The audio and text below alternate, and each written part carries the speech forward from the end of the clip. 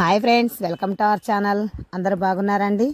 ఈరోజు మనం ఎంతో టేస్ట్గా ఉండే దోసకాయతో పచ్చి ముక్కల పచ్చడి తయారు చేసుకుందామండి. చాలా బాగుంటుంది, మన రోటి పచ్చడిలాగే ఉంటుంది. ఓకే అండి, ఇందుకు కావాల్సింది ఏం లేదండి. దోసకాయ తీసుకోవాలి, పచ్చి దోసకాయ తీసుకోవాలండి. మరి ఎంత పండిపోయింది ఏం తీసుకోకూడదు. చూసారా, ఇలా పచ్చి దోసకాయ అనమాట.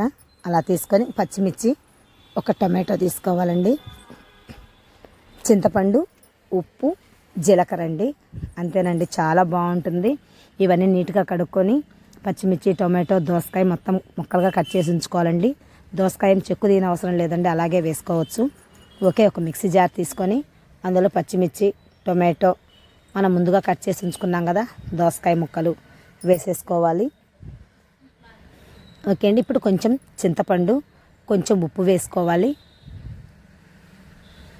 ఉప్పు వేసేసుకొని కొంచెం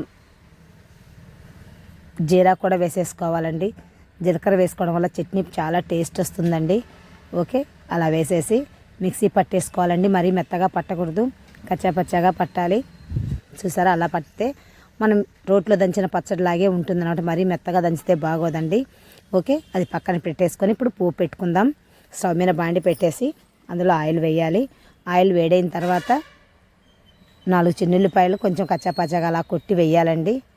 అవి వేయడం వల్ల టేస్ట్ బాగుంటుందండి చట్నీ. ఓకే, అది కొంచెం వేగుతున్నప్పుడు పోపు దినుసులు కూడా వేయాలి, కొంచెం కరివేపాకు కూడా వేసుకోవాలండి. ఓకే, పోపు బాగా వేగనివ్వాలండి. బాగా కలుపుతూ లో ఫ్లేమ్లో పెట్టేసి బాగా వేగనిచ్చుకోవాలి. తర్వాత మనం ముందుగా చేసి ఉంచుకున్న పచ్చడి అందులో వేసేసి బాగా కలుపుతూ ఉండాలండి. ఒక్కసారి ఉప్పు చూసుకోండి, ఏమైనా తగ్గిందనిపిస్తే కొంచెం వేసుకోండి. ఓకే అండి, అలా మీడియం ఫ్లేమ్లో పెట్టి కలుపుతూ ఉండాలి మధ్య మధ్యలో. చూసారా, ముక్కలు ముక్కలుగా కనిపిస్తూనే ఉంది పచ్చడి. మరీ మెత్తగా వేసుకోకూడదండి, బాగోదు. చూసారా, అలా మధ్య మధ్యలో కలుపుతూ లో ఫ్లేమ్లోనే వేయించుకోండి పచ్చడి అంతా. కొంచెం వాటర్ పైకి వస్తున్నాయి అనుకున్నప్పుడు 2 ముక్కలు బెల్లం వేసుకోండి అండి.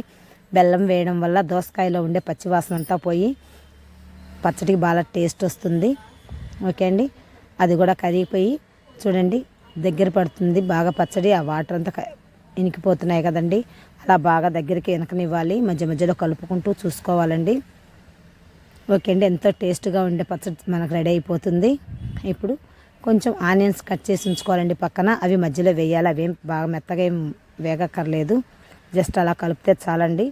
బాగా దగ్గర పడిపోతుంది. అంతేనండి, మన టేస్టీ పచ్చడి రెడీ అయిపోయింది. అది మనం ఒకసారి ఒక బౌల్లో తీసేసుకోవాలి. ఇంకా బౌల్లో తీసేసుకొని పైన ఆనియన్స్ చల్లుకున్నామంటే ఎంతో రుచికరమైన దోసకాయ పచ్చి ముక్కల పచ్చడి రెడీ అయిపోతుందండి. ఓకేనా, మీరు కూడా ఒకసారి ట్రై చేసి చూడండి. మీకు ఎలా వచ్చిందో కామెంట్ రూపంలో నాకు చెప్పండి. ఈ వీడియో నచ్చినట్లయితే మీకు లైక్ చేయండి, షేర్ చేయండి, సబ్స్క్రైబ్ చేయండి. Thank you.